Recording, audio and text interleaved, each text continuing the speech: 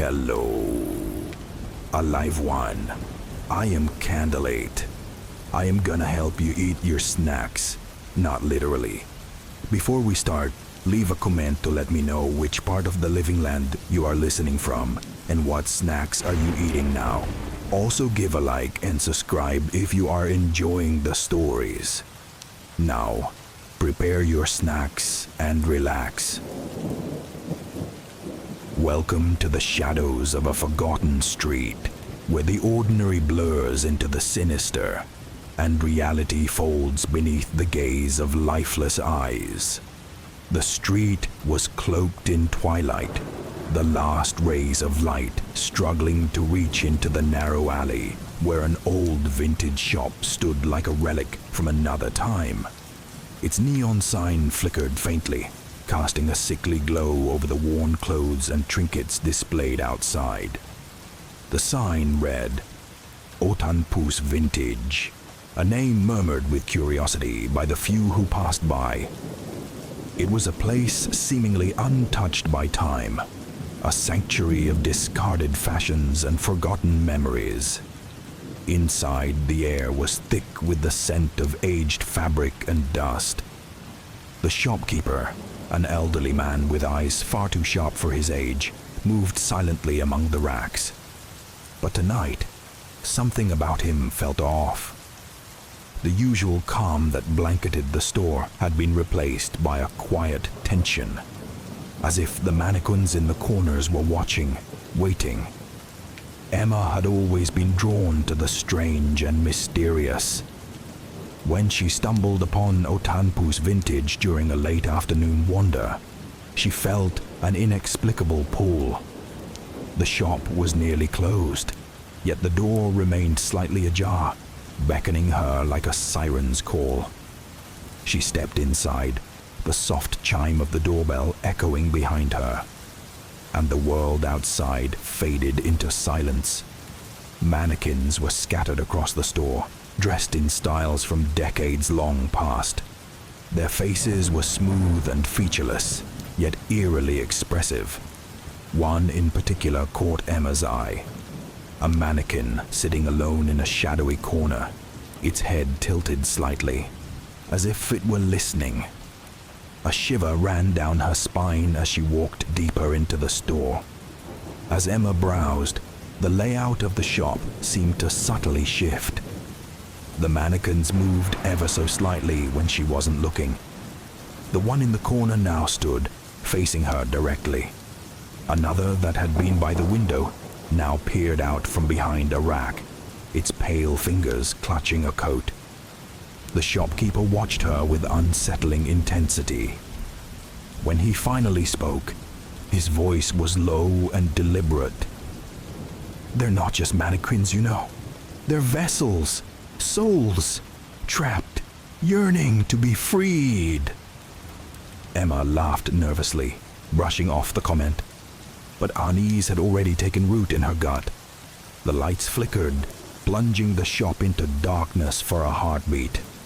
When they returned, the mannequins had gathered near the back wall, their blank eyes now glowing with a cold, unnatural light. One stepped forward, the mannequin from the corner, now upright and disturbingly alive. It reached out, its fingers brushing against Emma's arm with a chill that burned straight to her core. Behind her, the shopkeeper's voice echoed like a final warning. They feed on fear, on the flicker of the soul. Once they touch you, you become part of the collection. Emma tried to retreat, but the grip tightened, cold and inescapable.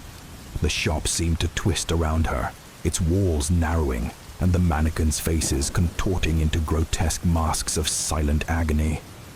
Suddenly, she was alone, in a small, dimly lit room. A back office filled with old photographs and faded letters. A dusty journal lay open on the desk. She flipped through its yellowed pages, her hands trembling. The entries revealed a chilling history.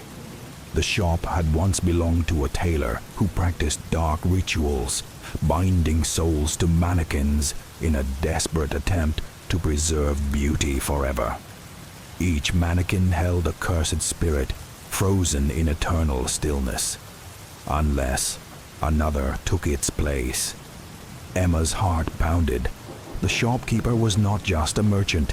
He was the guardian of this prison, bound to keep the tormented souls contained. The door creaked open, and the shopkeeper stepped inside. His expression was a mix of sorrow and menace. "You can leave," he whispered, "but only if you take one with you."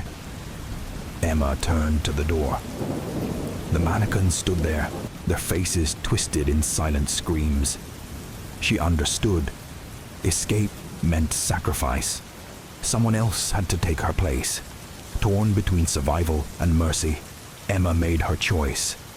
In an instant, she felt her body pulled into the cold embrace of the mannequins.